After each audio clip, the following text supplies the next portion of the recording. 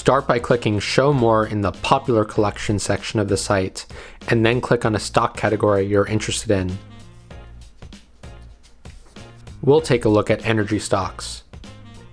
From here, you can use the box on the right side of the screen to set filters. For penny stocks, you'll want to look at stocks that are under $5.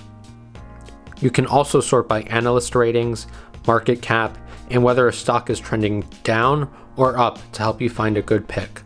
Click on the stock you want to buy. Once the stocks page loads, enter how many shares you want and click Review Order.